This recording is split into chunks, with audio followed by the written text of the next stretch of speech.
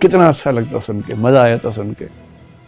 लेकिन इसके बाद कंप्यूटर विकसित हो गए और कंप्यूटर के सीपीयू में आत्मा नहीं लगाई जाती है, हार्ड डिस्क होती है और उसमें क्या क्या होता है, एक एल्गोरिथमिक एएलयू होती है, अरिथमेटिक लॉजिकल यूनिट होती है, एक मेमोरी यूनिट होती है। और वो सीपीयू और उसके पार्ट्स बिना आत्मा के गणितीय सवाल भी सॉल्व कर देते हैं, रीजनिंग भी हमसे अच्छे कर लेते हैं। अब तो लैंग्वेज भी करने लग गए हैं, उनकी मेमोरी भी हमसे शार्प हो गई है। हम तो भूल भी जाते, वो भूलते ही नहीं कभी। हमें याद रहे तो भी कई बार निकाल नहीं पाते बाहर की, यार 1 मिनट रुको, याद नहीं आ रहा। एग्जाम के बाहर निकलते याद आ जाता है। कंप्यूटर में तो ये भी नहीं होता कि जो है खटाक से रिट्रीव हो जाता है, याद आ जाता है।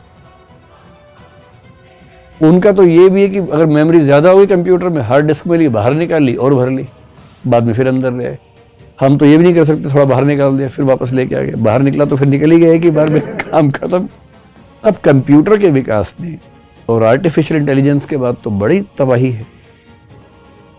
मनुष्य एक ही भरोसे पे चल रहा है पिछले 20-25 साल से कि आर्टिफिशियल इंटेलिजेंस कुछ भी कर ले, क्रिएटिव थिंकिंग नहीं कर सकती, इमोटिव तरीके से नहीं सोच सकती।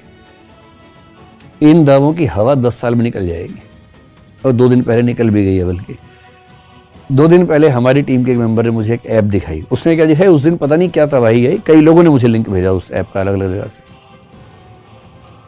एक AI पता नहीं क्या उसका नाम है, आप कहेंगे तो बता दूंगा, आपको पता ही होगा, आप लोग तो यंग लोग हैं।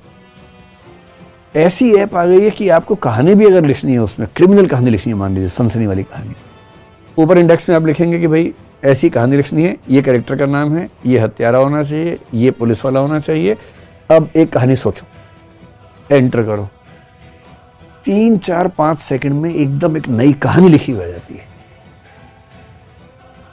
ये क्रिएटिव थिंकिंग नहीं है तो और क्या है। बड़ी तबाही आने वाली है आने वाले समय में। जितना हमको लगता है कि हम लोग बहुत ही यूनिक टाइप के लोग हैं, कुछ नहीं है। हम गुरिल्ला के चचेरे भाई हैं। हम दरअसल वही हैं, हम पेड़ पौधों के 370 करोड़ साल बाद के वंशज हैं और उसी तरीके से हमारा विकास हुआ। तो कॉन्शियसनेस की पूरी स्टडी फिलॉसफी में जब करते हैं, इसको बोलते हैं साइकोलॉजी।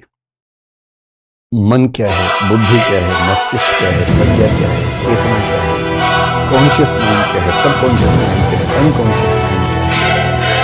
इच्छाओं और विवेक के बीच में जो द्वंद्व है, एक तरफ लस्ट डिजायर की एक तरफ उसे कंट्रोल करने ये द्वंद्व क्यों होता है, कॉन्फ्लिक्ट क्यों होता है, इन सारी की सारी स्टडीज एक बात में बोलते हैं साइकोलॉजी।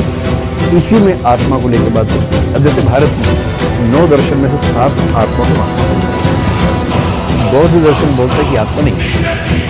तो क्या होता है, सोचते कैसे?